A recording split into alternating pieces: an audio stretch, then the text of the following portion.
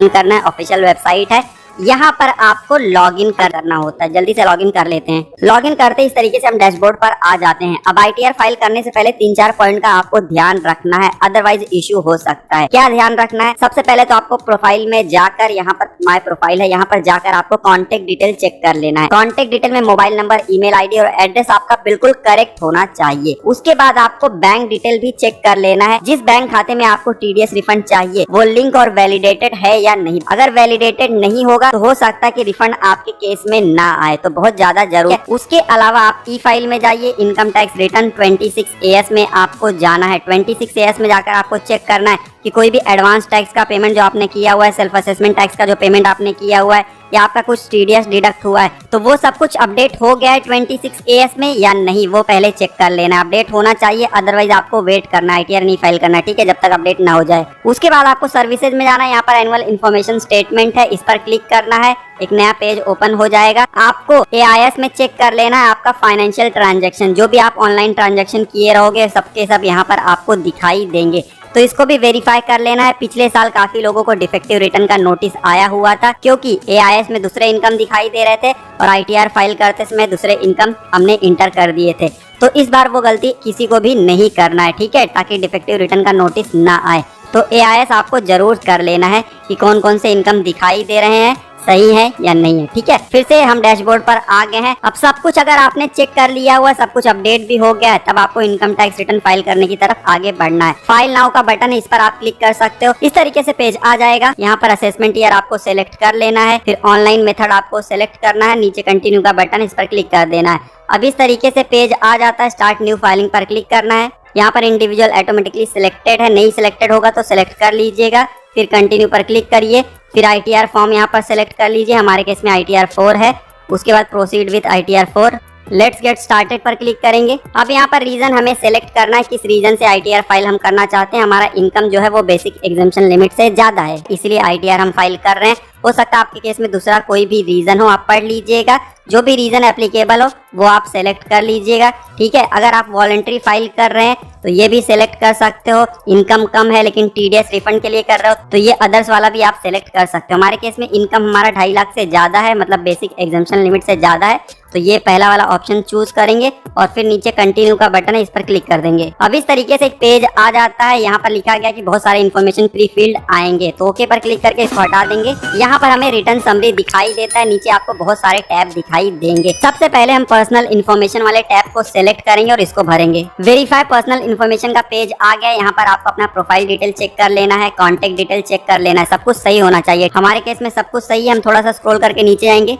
अब यहाँ पर हमें नेचर ऑफ एम्प्लॉयमेंट सेलेक्ट करना है। अगर आप सैलरीड पर्सन है तो अदरवाइज नॉट एप्लीकेबल आपको सेलेक्ट कर लेना। हमारे केस में नॉट एप्लीकेबल है।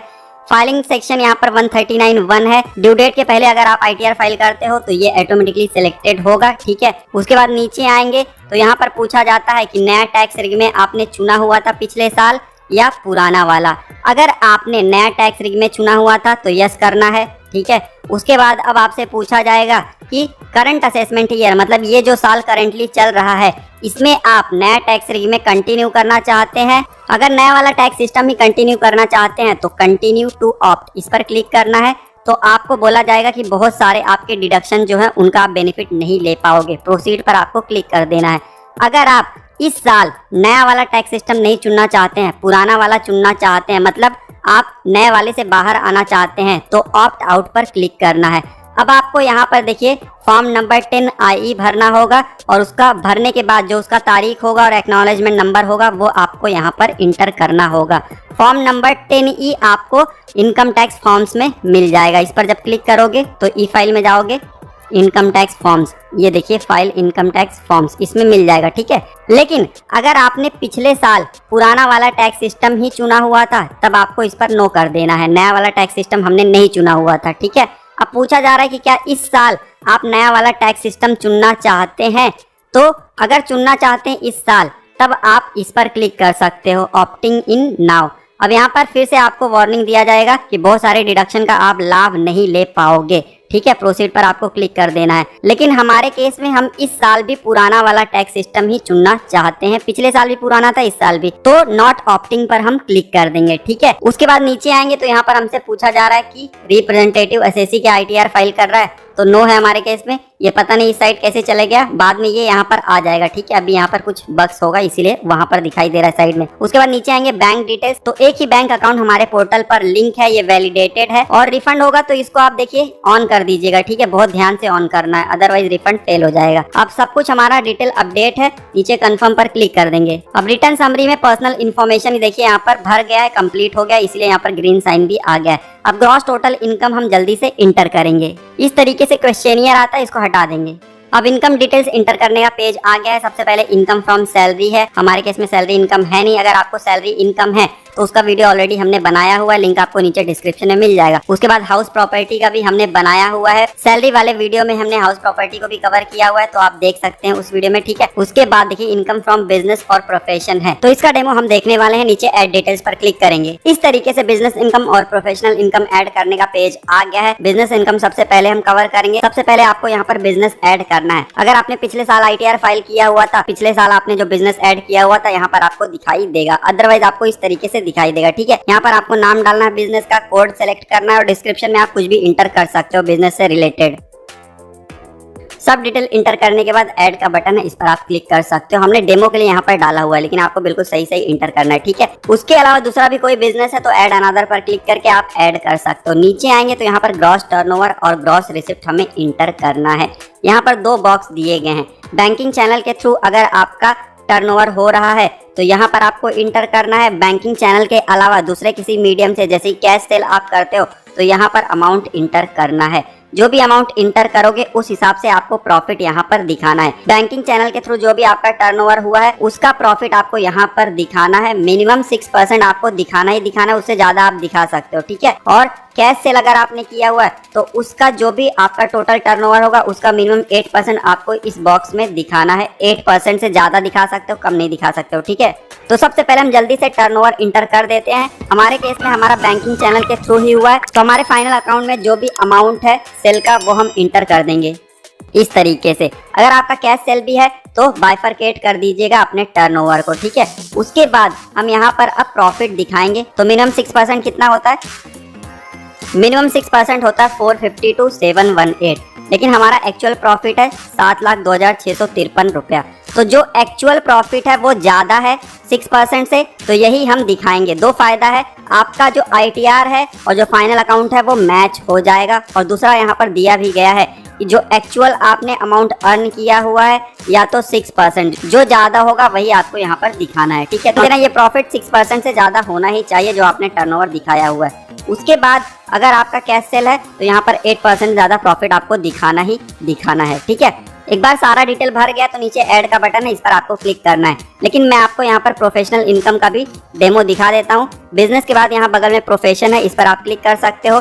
यहाँ पर भी आपको बिजनेस ऐड करना पड़ेगा, ठीक है। अगर पिछले साल ITR फाइल किया हुआ है तो हो सकता है रो आपको दिखाई दे जाए, नहीं दिखाई देगा तो आप ऐड कर सकते हो।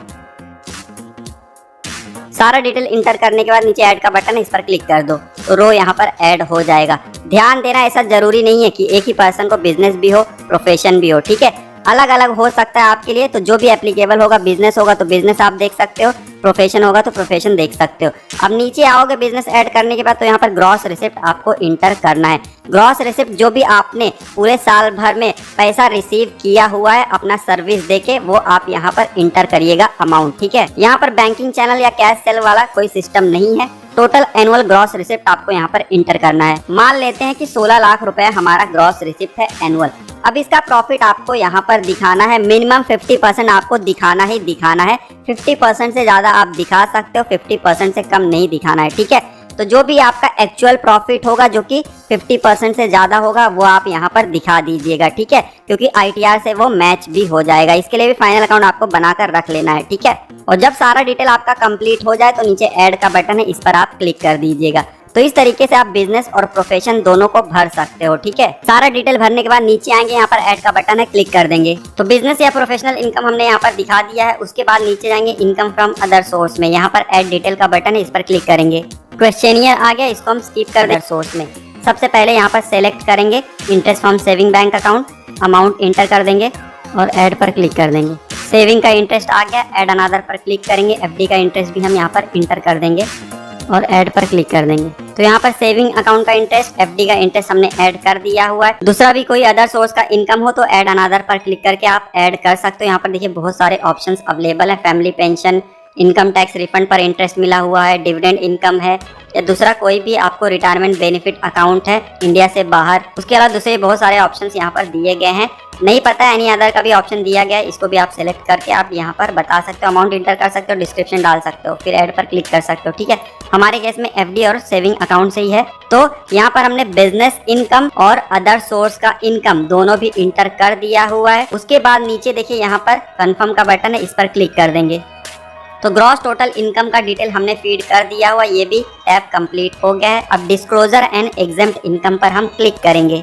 यहाँ पर सबसे पहले हमें फाइनेंशियल पर्टिकुलर्स इंटर करना है, ऐड डिटेल पर क्लिक करेंगे। यहाँ पर बहुत सारे ऑप्शंस अवेलेबल हैं।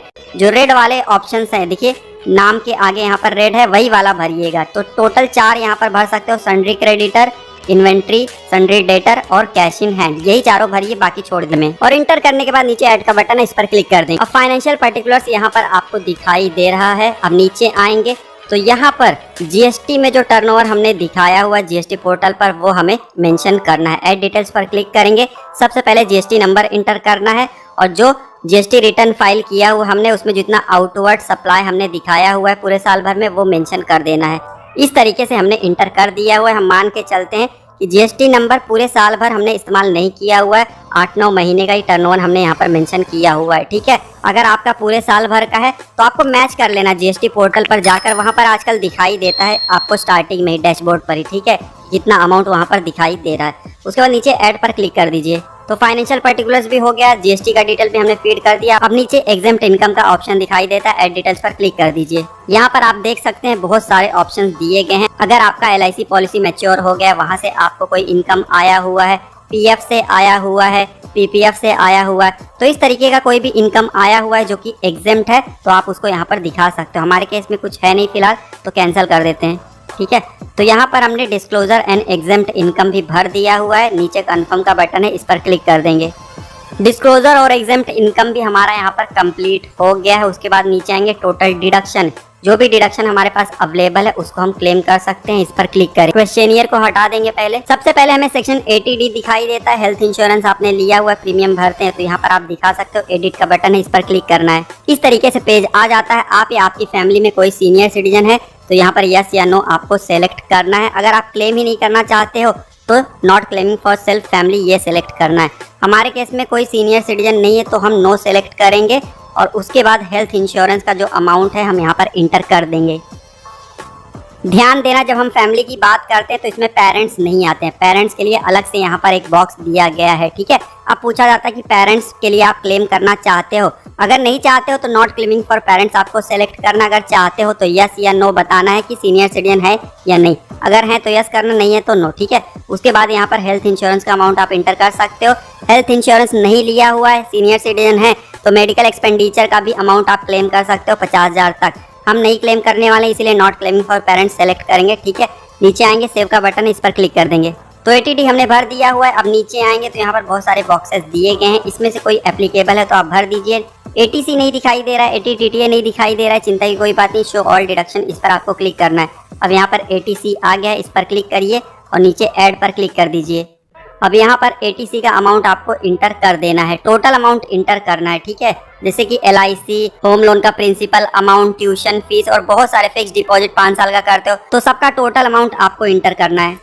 वार्निंग इस तरीके से आएगा, इसको आप इग्नोर कर सकते हो। अगर आपका जो अमाउंट है सही है, पूरा डॉक्यूमेंट भी आपके पास है, तो इसको आप इग्नोर कर दीजिएगा। ठीक है, ऐड पर क्लिक कर देंगे। ATC हो गया, ATD हो गया। अब सेक्शन 80 TTA भी है हमारे केस में। सेविंग बैंक खाते में जो इंटरेस्ट मिला हुआ था अदर सोर्स में हमने दिखाया, उसका बेनिफिट 80 TTA में ले सकते हो, 1380 रुपए का। तो यहाँ पर दिखाई नहीं दे रहा है, हम जाएंगे शो ऑल डिडक्शन में और यहाँ पर 80 TTA ढूंढेंगे, ये रहा, और ऐड पर क्लिक करेंगे, अमाउंट इंटर कर देंगे। अमाउंट इंटर करने के बाद ऐड पर क्लिक कर देंगे। तो ATC, ATD और ATTTA हमने फीड कर दिया। दूसरा भी कुछ अगर आपको इंटर करना है तो इस तरीके से आप सिलेक्ट करके इंटर कर सकते हो। हमारे केस में 3 ही है तो नीचे कंफर्म का बटन, इस पर क्लिक कर देंगे। और टोटल डिडक्शन का भी यहाँ पर पेज कंप्लीट हो गया है। नीचे आएंगे टैक्स पेड में, इस पर क्लिक करेंगे। अब इस तरीके से पेज आ जाता है। कोई टीडीएस डिडक्ट होगा तो आपको यहाँ पर दिखाई देगा। बिजनेस में कोई टीडीएस डिडक्ट होगा तो सेकंड रो में आपको दिखाई देगा। एफडी पर मान लीजिए जो इंटरेस्ट मिलता है उसमें कुछ डिडक्ट हुआ है तो भी यहाँ पर आपको टीडीएस का अमाउंट दिखाई देगा।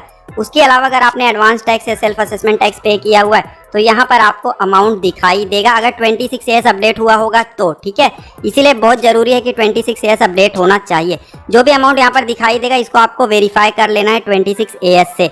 कुछ अगर यहाँ पर आपको रॉन्ग दिखाई दे रहा है तो इसको आप सही भी कर सकते हो। शो डिटेल में जाएंगे, यहाँ पर सेलेक्ट कर लीजिए और एडिट कर सकते हैं। ठीक है, कोई चिंता की बात नहीं है। तो हमारे केस में यहाँ पर टैक्स का डिटेल, एडवांस टैक्स का डिटेल दिखाई दे रहा है। कंफर्म पर क्लिक कर देंगे। अब देखिए सारा टैब हमारा भर गया है। अब नीचे टोटल टैक्स लायबिलिटी का एक ही टैब बचा हुआ है, इस पर हम क्लिक कर देंगे। यहाँ पर पूरा कंप्यूटेशन दिया गया है, कितना टैक्स लायबिलिटी बन रहा है वो भी हमें दिखाई दे रहा है। रिलीफ अगर सैलराइड पर्सन है तो उनके लिए यहाँ पर बॉक्स दिया गया है, सेक्शन 89 का रिलीफ क्लेम कर सकते हैं। नीचे आएंगे तो यहाँ पर देखिए इतना टैक्स बन रहा है 31,967। ठीक है, कंफर्म पर क्लिक कर देंगे। अब सारा टैब कंप्लीट हो गया है। नीचे प्रोसीड का बटन है, इस पर हमें क्लिक करना है। अब देखिए रिफंड इतना हमारे केस में आ रहा है।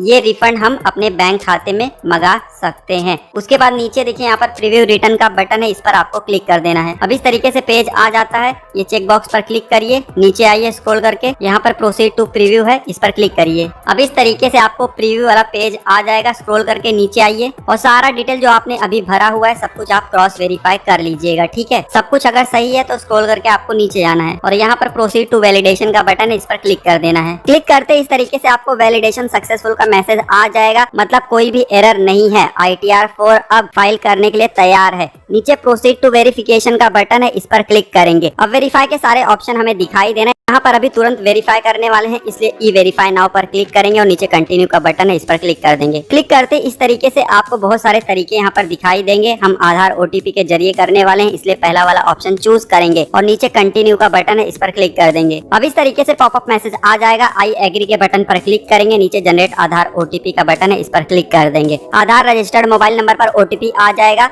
OTP इंटर करने का बॉक्स हमें स्क्रीन पर दिखाई दे रहा है, जल्दी से इंटर कर देंगे और उसके बाद नीचे वैलिडेट का बटन है, इस पर क्लिक करेंगे। अब कंफर्मेशन का पेज आ गया है, नीचे सबमिट का बटन है, इस पर क्लिक कर देंगे। सबमिट पर क्लिक करते हैं हमारा ITR फाइल हो गया है सक्सेसफुली और ई वेरीफाई भी हो गया है। हमारे मोबाइल नंबर और ईमेल ID पर नोटिफिकेशन भी भेजा जा चुका है। नीचे यहाँ पर डाउनलोड फॉर्म का बटन है, इस पर क्लिक करके आप ITR का कॉपी डाउनलोड कर सकते हो। इस तरीके से आप ITR 4 बहुत ही आसानी से फाइल कर सकते हो।